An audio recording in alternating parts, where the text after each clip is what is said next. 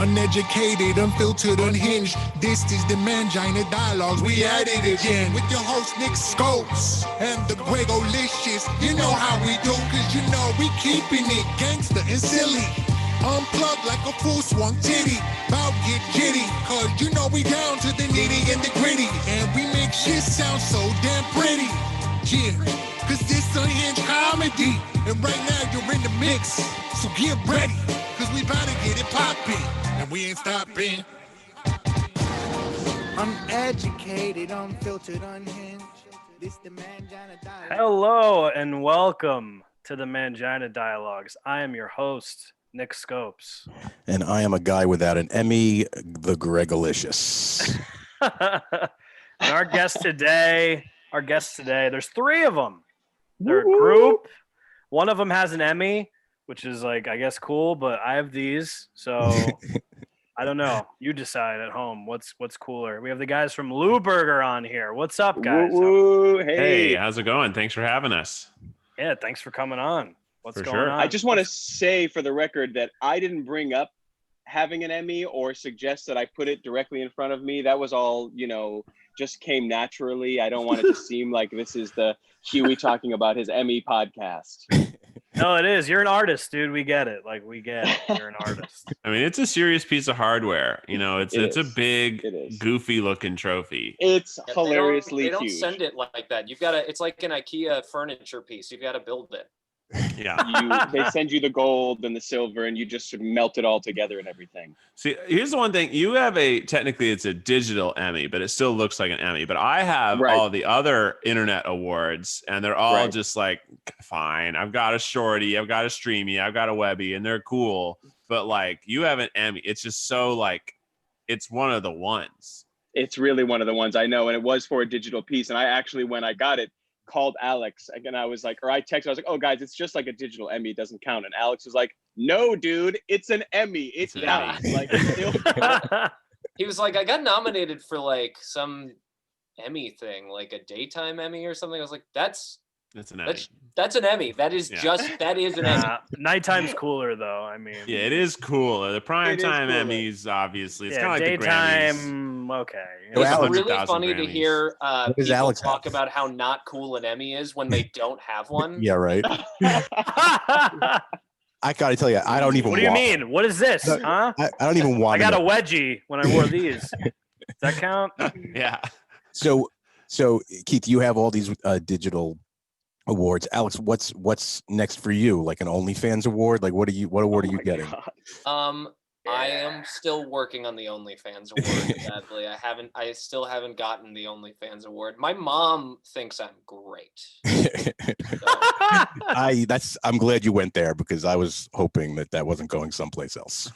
Oh, that's a You switched pretty hard from OnlyFans to Mom Talk, so it was my mom for a bit. Well, that's what I do on my OnlyFans. I just sit there and talk about my mom. You know what? There's an audience for everything. I was gonna say there's an audience for that. I bet you there's an audience for that. It's funny. There's a comedian out here who won an Emmy for like a local Emmy for something. I'm not 100% sure what it was for, but I guess there's local Emmys for something, maybe local news or I don't know, something. And she was on a podcast and someone was like, is that an Emmy behind you?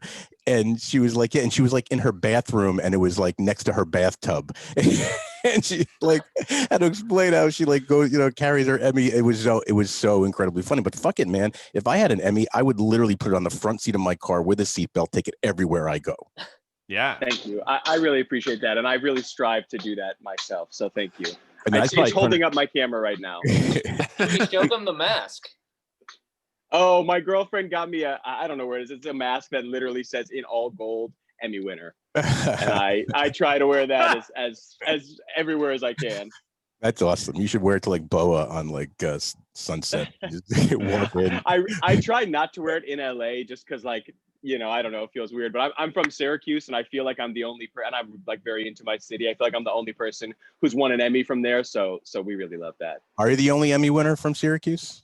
I think I've got to be one of like two, if anything.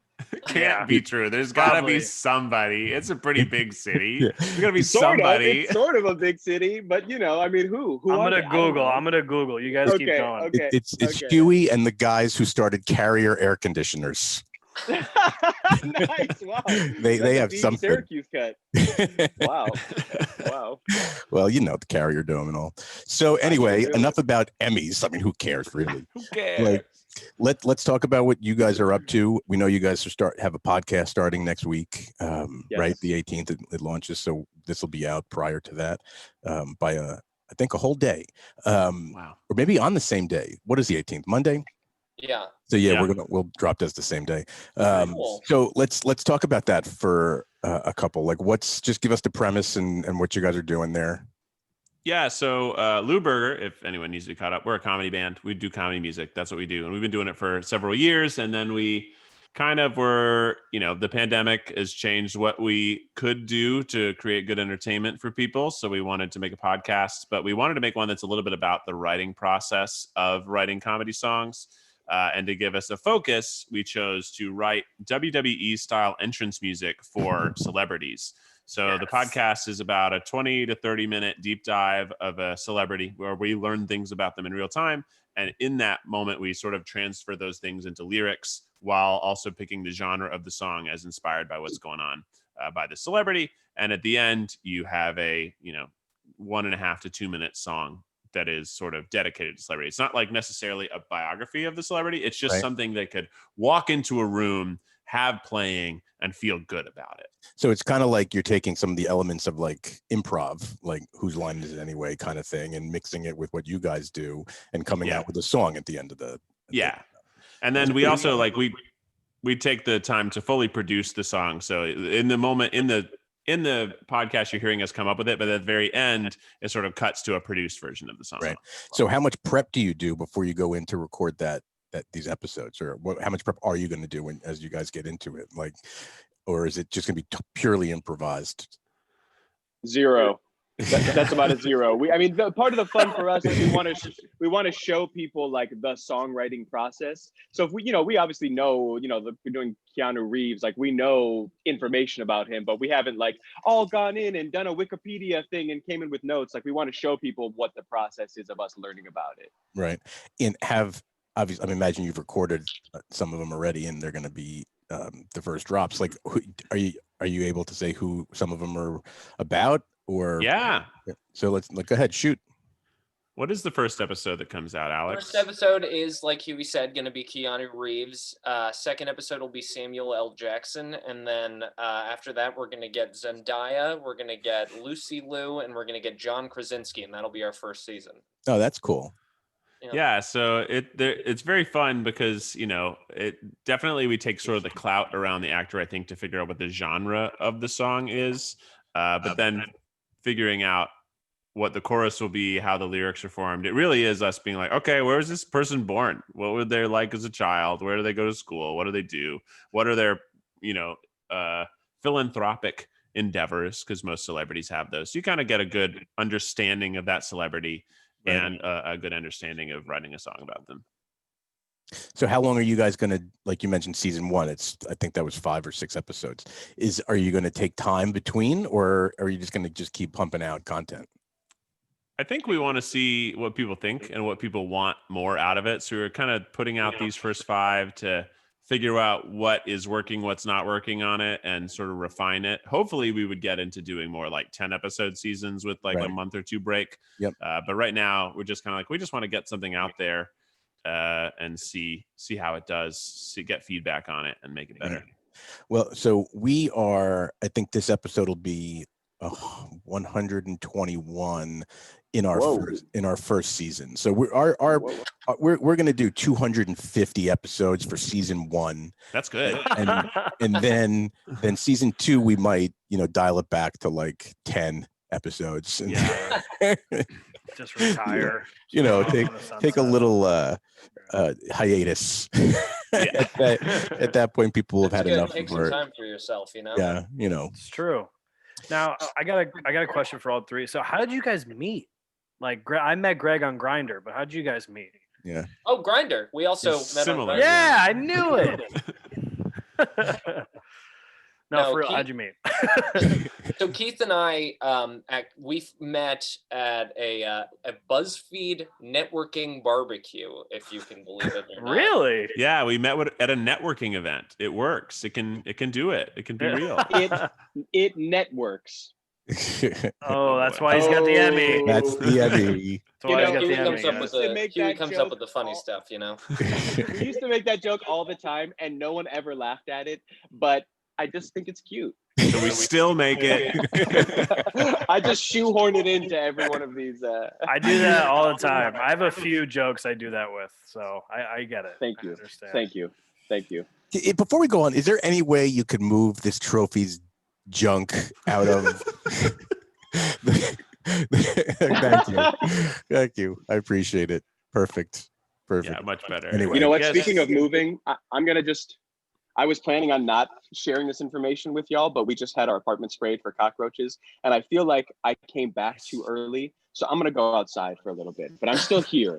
I'm just gonna. I feel Hailing like I'm poison. just breathing in. That yes, typical it doesn't feel from a good. guy with an Emmy, just shoots in, shows the Emmy, shoots out, and makes up some ridiculous "I got cockroaches" story. But it's fine. It's good. Like Well, it's that's fine. just that's nobody's fault. That's just Hollywood. Can we Hollywood talk is. shit about Hughie while he's moving around and can't I really can still respond. hear you all. I can still hear you.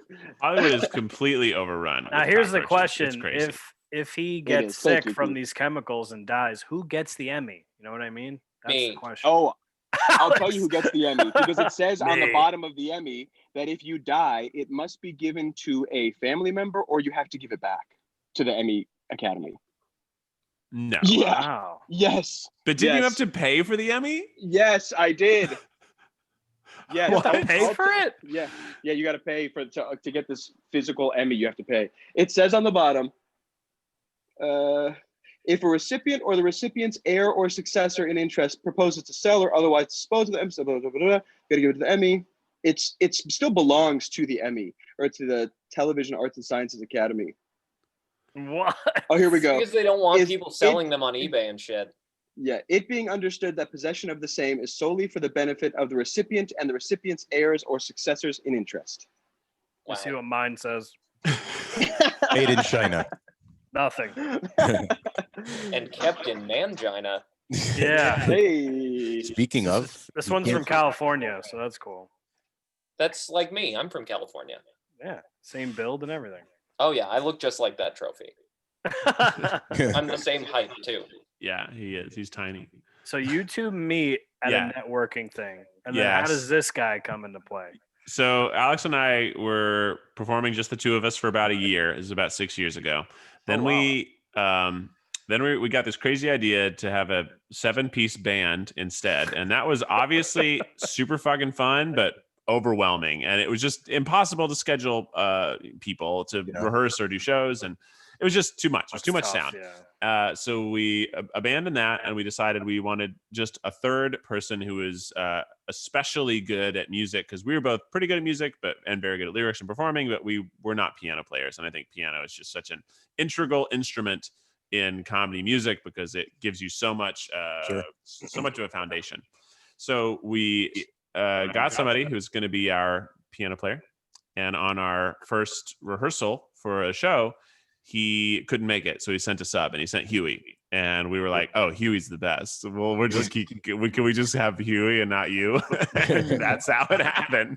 And it's been the three of us for about 4 years now, and it's been really great. When we brought Hughie on initially, we thought he was just going to be an accompanist, but he's so much more than that. He is really was the missing piece to the three of us, and it's a much better version of this band than it ever was, with all three of us working alongside each other. Now, does that other dude, is he like the Beatles, like Pete Best? Like, is he just drinking himself to death?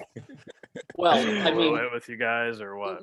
Nicholas, you have to understand, when you're in such a successful comedy band like Lewberger, if you miss out on this opportunity, I mean, That's what I mean. People have gone to some really dark places. That's all I'll say. Can't imagine. God bless. Although it's God. true, in the world of comedy music, there's like not a lot. So like I could confidently say we're in the top 20. For sure. Only because like I can't name more than 5 outside of us. So let's say top 5. Let's just say. Well, Who's your I was competition? just giving myself some room. Who's the competition? Who do we have to take out? Weird Al. Tenacious D. I was gonna say.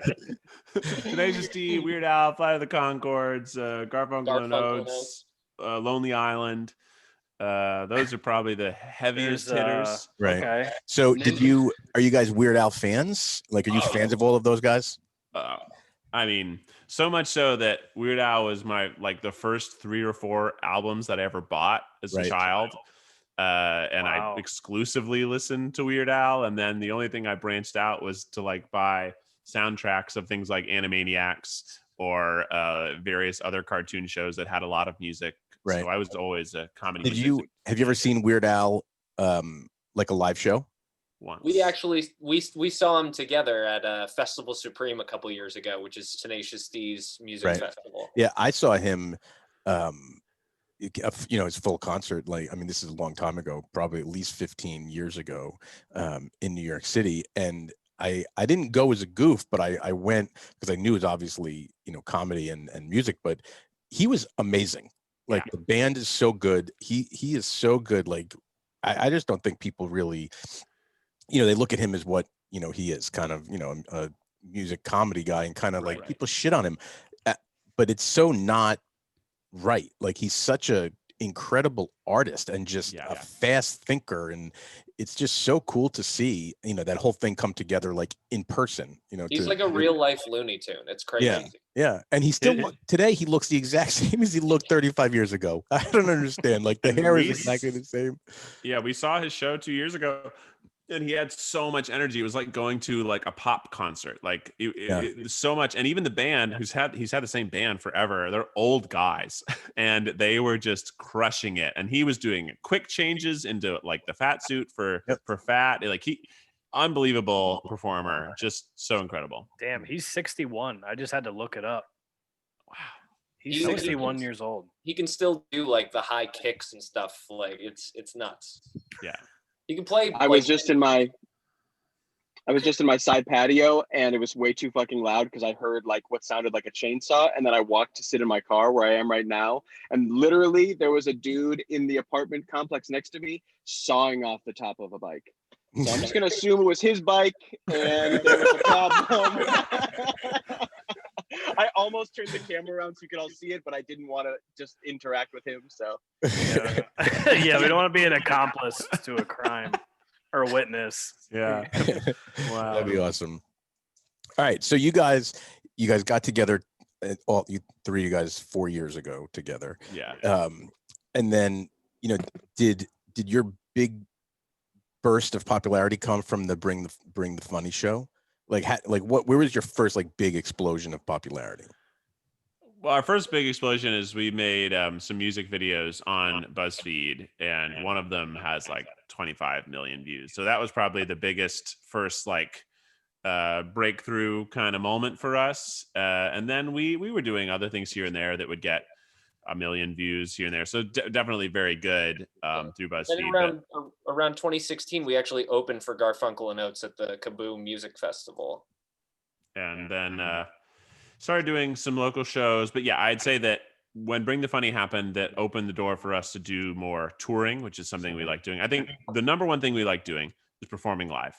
Most performers agree with that. It's so fun. You live off the energy of the audience. So when we got to start doing that last year after Bring the Funny, it was really great. We actually had a pretty robust tour lined up this year. Obviously that didn't happen, but we've transitioned to doing this podcast. We have a special coming out. We've been doing virtual shows, which has been pretty successful, but mostly we're just trying to gear up to get back on the road next fall, hopefully. So talk about the comedy special. Where'd you guys tape it? When you did it, did you, I imagine you guys did it in hopes of being able to, sell it to someone. And how did that whole process go? You found a good home at Comedy Dynamics, obviously. And when does it come out? It comes out February 9th. We shot it in Chicago last winter, about a week before Christmas, around Hughie's birthday. It was one of our last sort of tours where we had a string of shows, and we did it at Lincoln Hall in Chicago, which I used to live in Chicago for like 4 years. So it was a fun opportunity to play in a cool sort of rock venue, even though it's a comedy show, because we're a band. So we need a band stage, not just like a stand-up stage, ideally. So we did that, and I hired some film buddies in Chicago who I knew were super good, and they shot it. I cut it together, and we shopped it around, and we ended up at Comedy Dynamics, and we're super excited for it to come out. It'll go to Amazon, and it'll go to some other places as well. Some other super secret places for now. Super secret, because I just don't know. There's like a list. I know it's going to be on some airplanes, which is thrilling. And to some me. cruise ships. Some cruise ships, it's going to be on there as well. The biggest industries of this time, you know.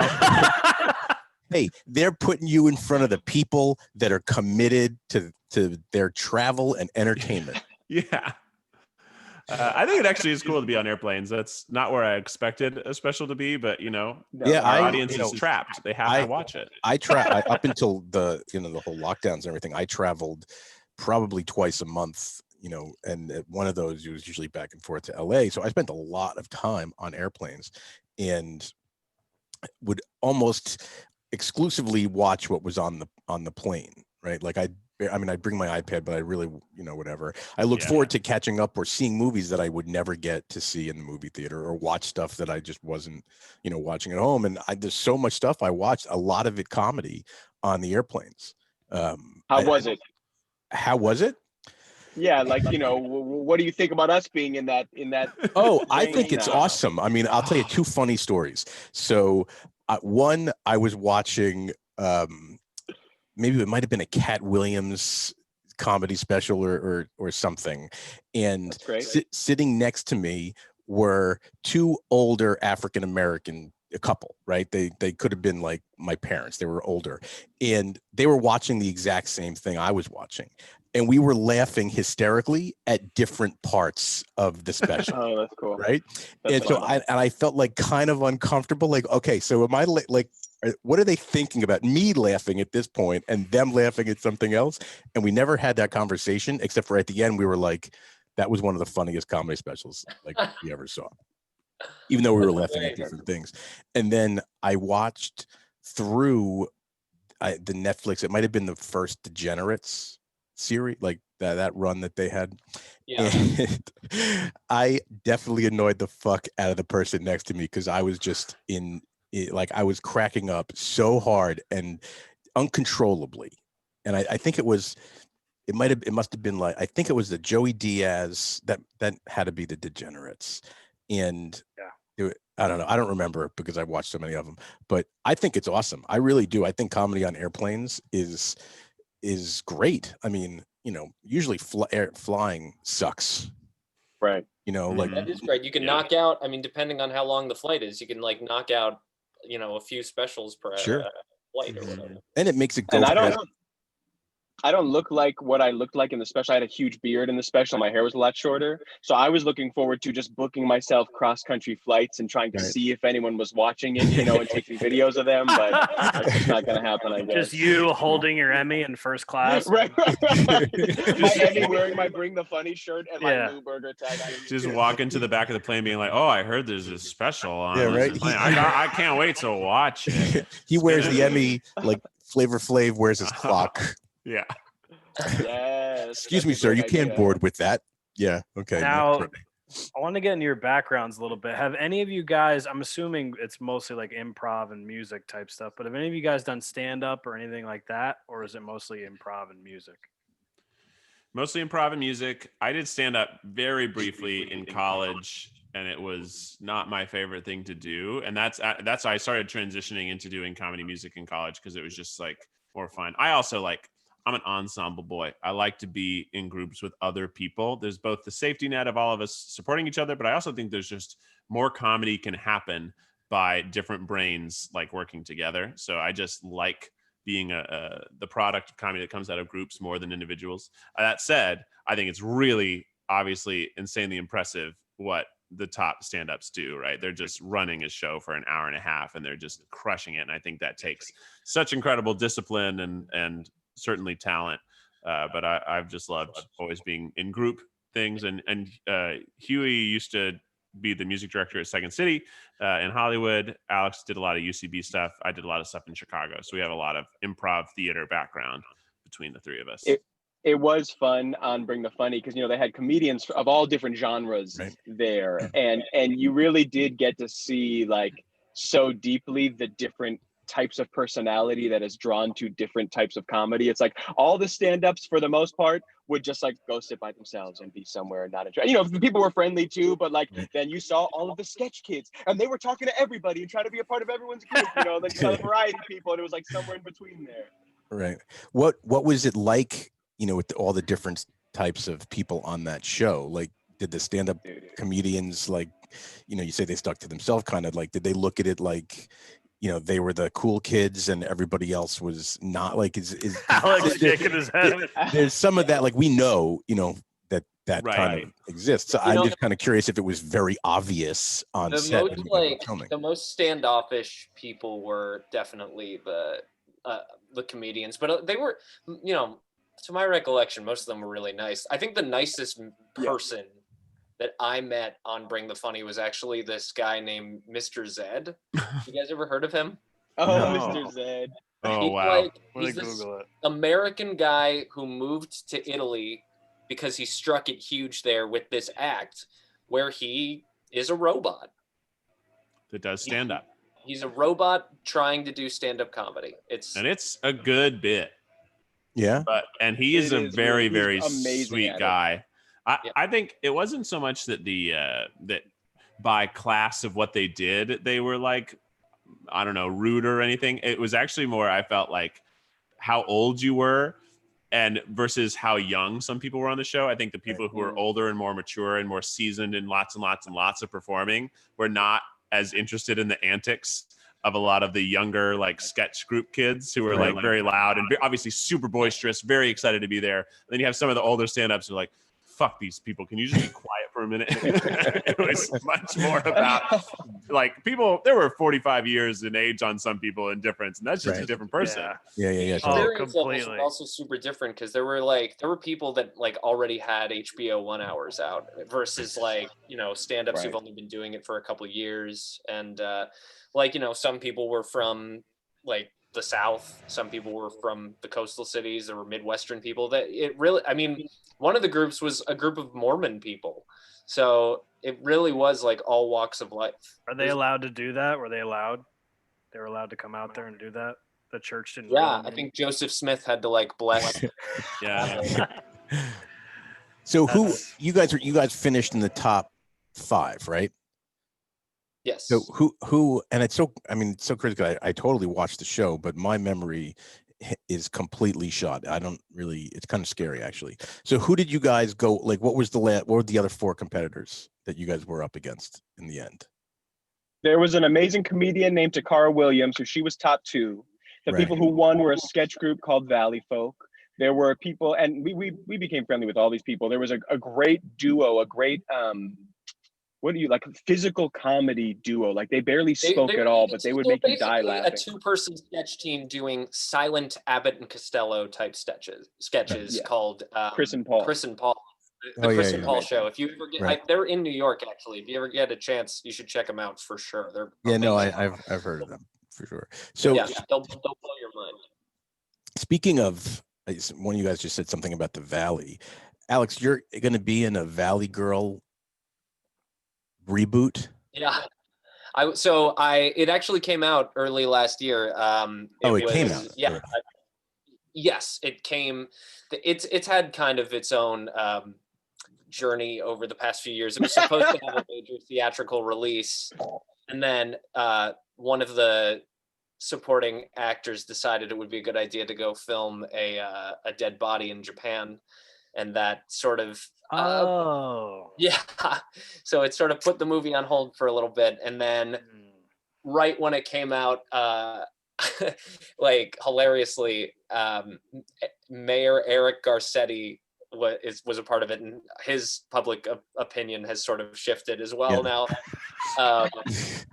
So it really is. It's a really fun movie, and I'm really funny in it. Alex is amazing. Alex is amazing. The funniest part of the film. He So has like good. all these improvised lines that they kept in that are just nonsense. And like the movie, I'll say like I thought the movie would be fully bad just because of the cast in it, and it's actually totally good. Who It's else is totally in it? good. Alex is hilarious. The songs like they're good enough. You know, it's like it's a remake of a movie. Yeah. Most of the remakes are No. most of the remakes are bad. So the fact that it was like decent, I thought was great. And Alex is a romp. Who else is in it? It Our- stars.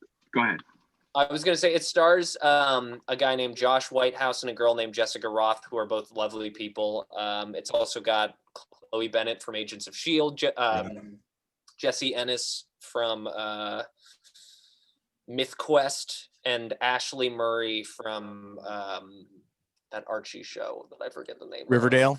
Riverdale. Riverdale, yes. Did you see the first, like the original before? Like, were you familiar with the original before you got auditioned or cast in the remake? I hadn't actually. I hadn't seen it, and it was interesting because most of my audition was improvised. They had me. They were like, this is the script, but like come in and do your own thing. So it really was completely unrelated to anything.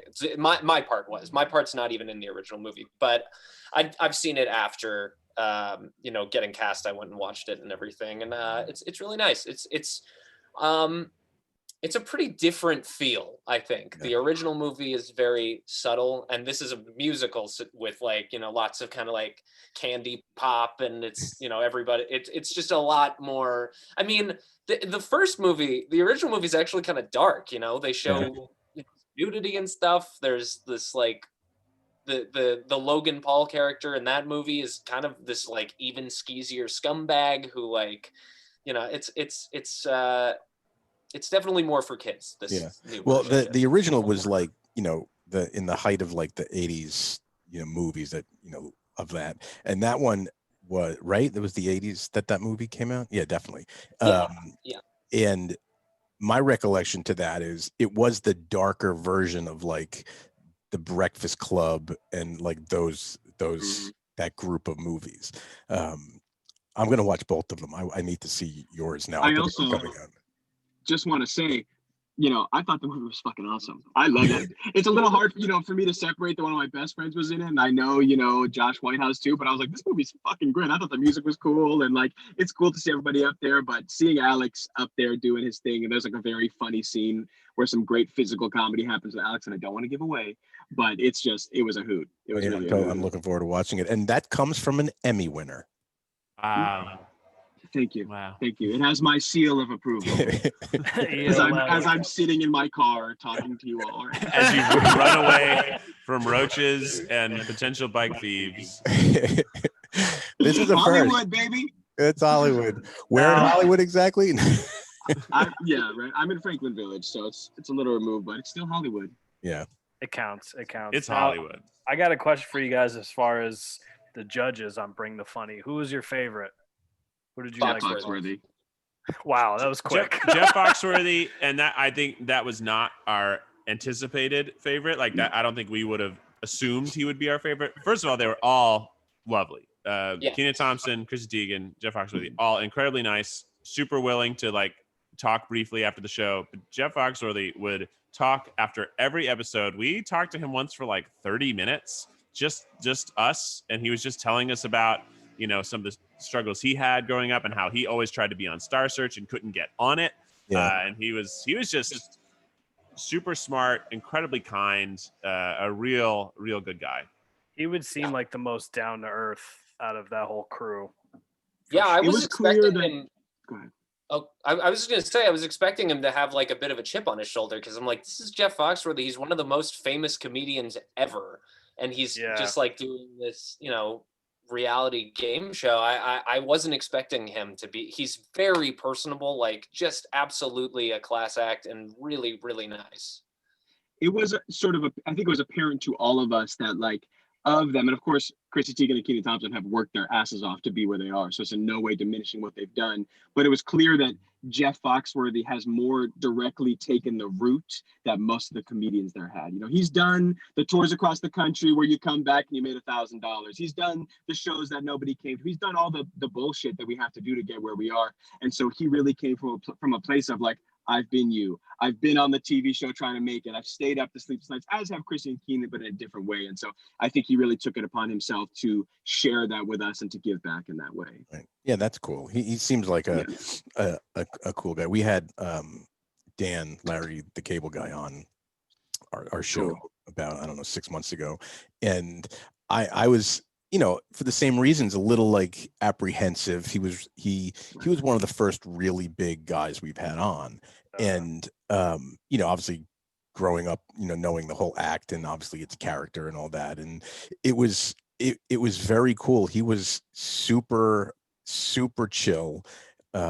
We had a really great conversation, and it sort of took me a little bit by surprise. And I sort of had a pivot in my mind as to how, you know, to take that interview, because I was prepared for one thing and I got completely something else. And it was great. And he's such a, you know, cool dude. Obviously those guys built an incredible not only act, but just brand, you know, him, Foxworthy, Ron White, you know, the other guy's name escapes me. Bill Engvall. Yeah. Bill Engvall. Such a great Here's thing. your sign. Yeah.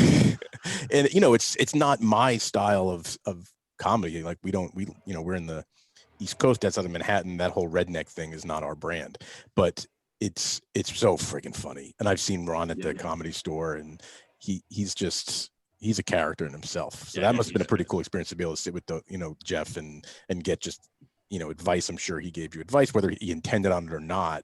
Yeah.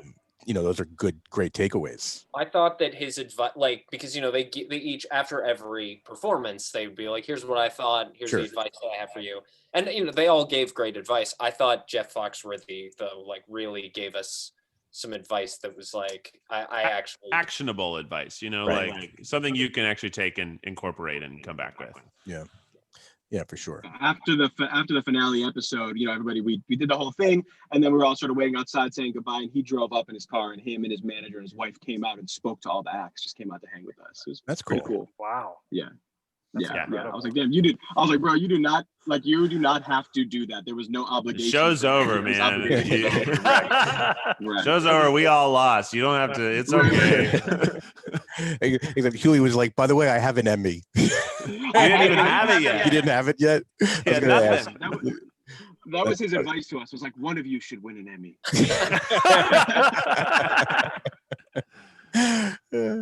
All right. So before we kind of wrap, I do want to ask, so Hughie, is Stone your middle name? I have two last names. My parents combined their last names. Two independently Jewish last names, Stone and Fish, combined to make me sound like a superhero.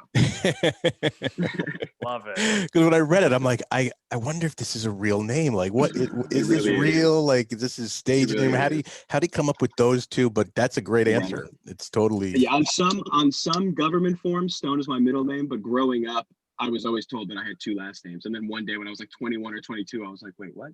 So I say it's my last name. Well, there you go. We like to say that Hughie's real name, Hughie Stonefish, is cooler than our band name that we got to choose and make up. You know, how did you guys make that up? How did it come to be? Let me tell you, it's a great story. So we were thinking, how do we get Hughie's name in the band? So we took the ooh and Hugh and the L from Alex Lewis and the burger from Keith Habersberger, put it all together, you got a Lewberger. Yep. Wow. That's not true. They made the name before I was a part of the band, and it's Alex Lewis, Keith Habersberger. They combined the Lou and the burger. Now that you have an Emmy, you got to be like, hey guys, you want to throw my name in there? Well, we had a whole thing with Bring the Funny where we were actually going to do a name change on the TV show, and they like okay that we were going up the like ranks of it happening, and then they were like, no, we're not fucking doing that. Like this is not going to happen. Yeah, it became a big deal on the show for some reason too. I don't remember why. What were you going to change it to? Care. Lewberger and the Stonefish. Yeah, dude, that's what I was gonna say. It's already. It sounds kind of. It makes you think of like Huey Lewis in the News. It makes you feel like one of those old, like very cool bands, and it sounds good. I still think we could do it. That's also another name that we've thought about: Huey Lewis and the Keith. Yeah. Oh, right. Lewberger and the Stonefish feels like probably what our name should be someday. It feels like a jam band. Like that feels like right, like kids in tie-dye and Birkenstocks just taking all the drugs. It does feel like it's a ska band that you're going to see. Like, oh yeah, we're gonna go see Lewberger and the Stonefish and Real Big Fish. Was that the other one? Right? Yeah. You Fishbone. You can do a whole thing with the Pisces. Fish, obviously. Yeah, they're pretty popular. Yeah, forgot about those guys. You know, they have it. So what? Obviously, we know that you guys are dying to get out on tour, which hopefully is what, summer, if all things go right. Yeah, I mean, we expect that we'll be able to start getting vaccinated in late spring, early summer. So I think a majority of people will be vaccinated by then. So hopefully definitely a fall tour, because we really like doing the college circuit. It's like where our demographic is. Yep. It's really fun to go do college shows. People are already amped. You don't have to do the slog of marketing in a town you don't live in. Yeah, it's way better. But we are hoping to get some summer local shows, or at least like semi-local, within 4-5 hours. Yeah, right. All right, guys. So podcast next week. That's right. That's by this time it'll or this today. Comes out, it'll be today. Podcast today. The special. Does the special have a name? Is it what's the name of the special? Live in, I think it's Lewberger live in Chicago. Okay. I think it's Lewberger live at Lincoln Hall. Hall, you're right. So that's on February 9th. And then that's right. Hopefully some tours towards the middle to end of 2021, the year we're in. And where can people find you besides Lewberger? You guys want to plug your individuals, or what do you want to? How do you want people to find you? We're Lewberger everywhere that you would expect us to have a handle: YouTube, Instagram, Twitter, etc. But we are individually. I'm at Keith Habs. We got at Hughie Stonefish. Makes sense. And then for Alex, he's got the best handle. He's at the letter I, the number 8, a thumbtack. He's at the thumbtack. I saw. Did Elon Musk make your Instagram handle? Yes. Yes. Elon Musk and I used to do taste tests back in the day. I ate hardware.